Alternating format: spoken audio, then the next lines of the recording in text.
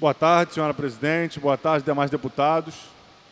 Em primeiro lugar, gostaria de lembrar que são 3 horas e 54 minutos. Daqui a 6 minutos começa a concentração do grande ato contra a reforma da Previdência, que aqui no Rio vai partir da Candelária e que no Brasil inteiro hoje já tomou as ruas para derrubar essa reforma nefasta que quer nos fazer trabalhar até morrer. Como disse ontem, alguns pontos dessa reforma saltam os olhos. Primeiro, estabelece uma idade mínima de 65 anos de contribuição para a aposentadoria, quando boa parte da nossa população, em áreas no Norte, Nordeste, ou mesmo nas regiões mais pobres do Sudeste, aqui do Rio de Janeiro, a expectativa de vida é mais baixa do que a cidade. Em segundo lugar, impõe 49 anos de trabalho para se chegar à aposentadoria integral. Isso significa que uma pessoa que começa a trabalhar com 18 anos só vai conseguir se aposentar com 67 anos se não tiver nenhuma interrupção no seu tempo de contribuição. Como sabemos que no Brasil, em média, um trabalhador ao longo da sua vida produtiva fica ao menos 7 anos sem contribuir, isso joga para 74 anos. No caso das mulheres, é ainda mais grave. As mulheres, por exemplo, que têm filhos, interrompem o seu processo de contribuição previdenciária, pois se afastam para usufruir a licença maternidade. Essas mulheres vão perder 1, 2 anos, dependendo do número de filhos que tiverem. E mais um agravante. Nessa reforma, muda o que é cálculo integral. Mesmo uma pessoa que trabalhe 49 anos, hoje, o cálculo é feito em cima das 80% maiores contribuições. Se corta as 20% menores.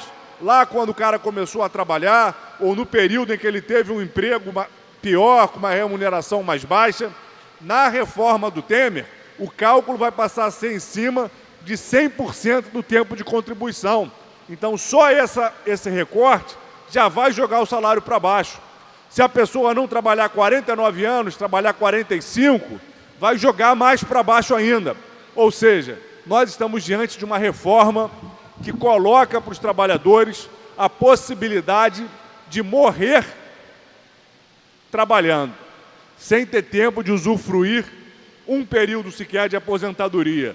Essa é uma reforma que não pode ser melhorada, que ela tem que ser derrotada, fruto desse governo corrupto, que cada vez que fica contra as cordas, como agora, com mais uma lista que mostra 6 governos envolvidos, o presidente da Câmara, o presidente do Senado, dezenas de deputados, vereadores, a resposta desse governo é mais ataque aos trabalhadores para mostrar utilidade para os grandes grupos econômicos que o colocaram lá dizendo que não pagariam o pato. Não pagaram, não querem comprar o pato para fazer a população do estado do Rio de Janeiro e de todo o Brasil não ter possibilidades de se aposentar com dignidade. Mas o que me traz aqui hoje para essa tribuna, além dessa convocação para esse ato, às 16 horas, que é fundamental que todos e todas estejam, 16 horas começa a concentração. Quem está em casa assistindo a TV Alerj, todos e todas, é importante que venham para o centro do Rio de Janeiro se somar aqui na Candelária a essa mobilização. Mas o que me traz aqui, deputado Marcelo Freixo. Deputado Flávio Serafini, importantíssima a convocatória feita por Vossa Excelência para esse ato contra a reforma da Previdência. A expectativa é que seja um grande ato, diversas escolas, sindicatos, centrais, partidos, juventude. Importante lembrar que o 8 de março nós tivemos a maior passeata dos últimos tempos das mulheres, e a sensação que a gente tem, quem está na militância há muito tempo, Gilberto, Eliomar e Valdec, é que as ruas voltarão a ter gente. As ruas voltarão com seus recados para um governo que não tem legitimidade, nem o governo federal, nem o governo estadual, e, lamentavelmente, o governo municipal caminha para um lado tão desastroso quanto. Isso não é nenhum desrespeito ao processo democrático. Nós entramos com uma ação do governo Pezão, questionando a forma da sua eleição, e ganhamos o TRE, que a sua eleição foi marcada por corrupção. E esse governo federal, que indiscutivelmente entra de uma maneira que não é legítima, quer fazer com que a reforma da Previdência seja feita a toque de caixa numa das mais perversas ações. E aí, deputado Flávio Serafini, é importante dizer que esse governo se mostra, inclusive, covarde. Acabei de assistir um vídeo que circula pela internet, feito pelo governo federal, acusando o ator Wagner Moura, que é grande conhecido e que tem todo o nosso carinho, nosso respeito, não só por ser um dos principais atores de maior renome internacional dentro do Brasil, um ator reconhecidamente talentoso e comprometido com o que há de mais justo, com o que há de mais correto. Ele fez um vídeo denunciando e criticando a reforma da Previdência. O governo federal faz um vídeo dizendo que o Movimento Sem Teto contratou um ator para mentir. Primeiro que o ator Wagner Moura não foi contratado pelo Movimento Sem Teto. Porque esse governo, como ele está acostumado a fazer contrato com todo mundo, a comprar todo mundo, ele acha que todo mundo é igual, né?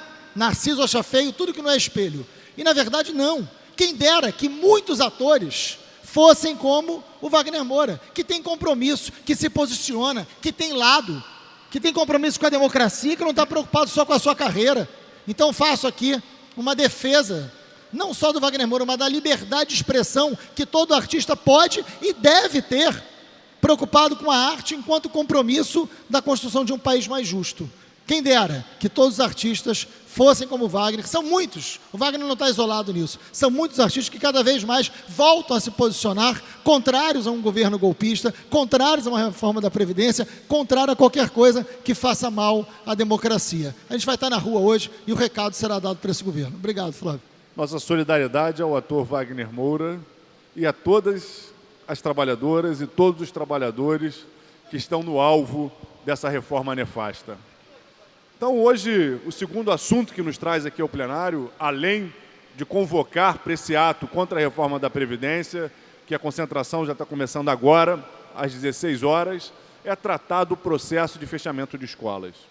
Desde o ano passado, temos trazido essa tribuna, temos trazido ao plenário, temos levado à Comissão de Educação o debate desse processo absurdo que está em curso e que se agravou com a entrada de Wagner Victer na Secretaria de Educação.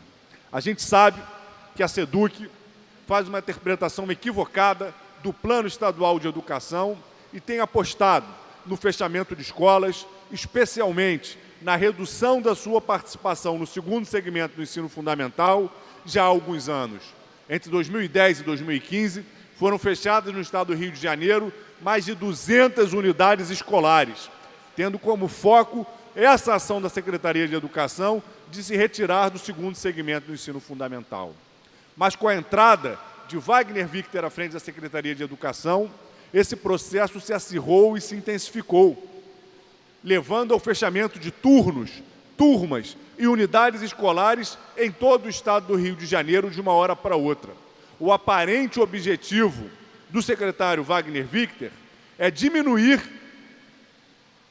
o número de turmas para liberar professores e realocá-los, evitando assim convocar os profissionais da educação, dar posse e nomear os profissionais da educação aprovados em concurso público e já convocados pela Secretaria de Educação. No ano de 2015, a Secretaria de Educação chegou a convocar centenas de profissionais que não foram nomeados e que não puderam tomar posse. E agora, esses profissionais veem a SEDUC adiar o período dessa nomeação por prazo indeterminado, uma vez que, com esse processo de fechamento de turmas, busca evitar essas convocações. É importante deixar claro que essa ação da Secretaria de Educação, por um lado, está deixando centenas, milhares de alunos sem acesso à educação. Cito o caso do Colégio Estadual Brigadeiro Castrioto, o SEBRIC em Niterói, que está lutando bravamente para manter o seu turno da noite aberta. Numa comunidade pobre, na comunidade do Sabão, uma população empobrecida que luta pelo direito à educação. Cito o caso do Colégio Maranhão, em Volta Redonda, do Colégio Estadual Souza Soares, em Niterói, que conseguimos evitar o fechamento completo e garantir, pelo menos esse ano, que se inicie uma terminalidade. Nós não podemos permitir que a Secretaria de Educação continue com essa ação perversa do fechamento de escolas e que continue sem convocar os aprovados, aliás, sem dar posse e nomear os aprovados e concursados professores do Estado do Rio de Janeiro, que com seu mérito conquistaram essa vaga e podem ajudar a consolidar a educação pública no Estado do Rio de Janeiro.